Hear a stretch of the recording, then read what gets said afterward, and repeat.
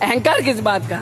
अरे अकड़ना तो मुर्दों की पहचान है, हर पल करते हैं, हर पल करते हैं। लेकिन एक जिंदा आदमी अगर ज्यादा देर खड़ा रहे ना तो झुकने लगता है, नहीं जा होता खड़ा। इंसान की जिंदगी ये पहचान है कि वो झुक जाता है। मैंने जब करीब से देखा तो गोरों ने गांधी जी से बात करी, वो हमारे नहीं थे, वो दूसरे देश से आए थे, इस देश में शासन कर रहे थे, गुलाम थे उनके, हम गुलाम थे। फिर भी उन्होंने हमसे बात करी, और इस बात के लिए मनाया कि आप मान जाइए, हंगर स्ट्राइक छोड़ दीजिए, भूख हड़ताल छोड़ दीजिए।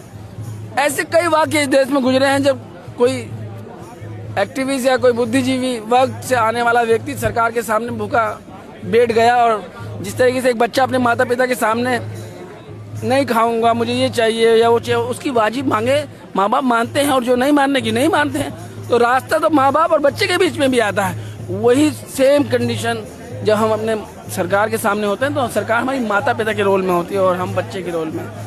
माता पिता का दिल करुणा और दया, प्रेम और भाव का भरा होना चाहिए, अहंकार का नहीं। अहंकार किस बात का? अरे अकड़ना तो मुर्दों की पहचान है, हर पल करते हैं, हर पल करते हैं। लेकिन एक जिंदा आदमी अगर ज्यादा देर खड़ा रहे ना तो झुकने लगता है, नहीं जा होता खड़ा। इंसान की जिंदगी ये पहचान है कि वो झुक जाता है। दिल्ली पुलिस है ना, जंतर मंतर पे हमारी सांसों को भी अपनी कैमरे में कैद कर लेना चाहती है, हमारी सांसों को भी अपने कैमरे में कैद कर लेना चाहती है। लेकिन हम दीदी आपके माध्यम से बोलना चाहेंगे, हम आपसे नहीं डरते, हम आपसे नहीं डरते, आपकी पुलिस से नहीं डरते। हम गांधी के मानने वाले हैं, हम भगत सिंह के मानने वाले हैं, जो कहते हैं कि आप मुझे मार सकते हैं, मेरे विचारों को नहीं, आप मेरे शरीर को कुचल सकते हो, मुझे नहीं, मुझे कुचल सकते हो, मेरी आत्मा को नहीं। समझ रहे हैं? वो कहते थे कि क्रांति बम और पिस्तौलों से नहीं, विचारों की शान से आती है। समझ रहे हैं? तो हम विचारों के मानने वाले लोग हैं। हम गांधी के तरीके 20 तारीख को जाएंगे और मोदी जी के करीब समक्ष होकर खड़े होंगे और बोलेंगे, हे गुरुदेव, बहुत पीड़ा है।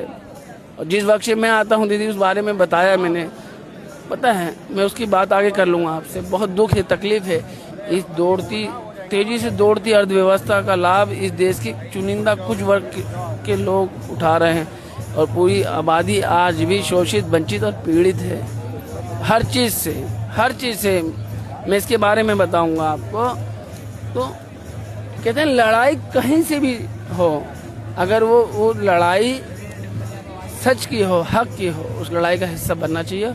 और मैंने अपनी जिंदगी का आधा हिस्सा तो इस लड़ाइयों में लगाया है, अब तक आधा हिस्सा इस लड़ाई का हिस्से में लगाया है, और मेरी आत्मा आंदोलनों पे रहती है।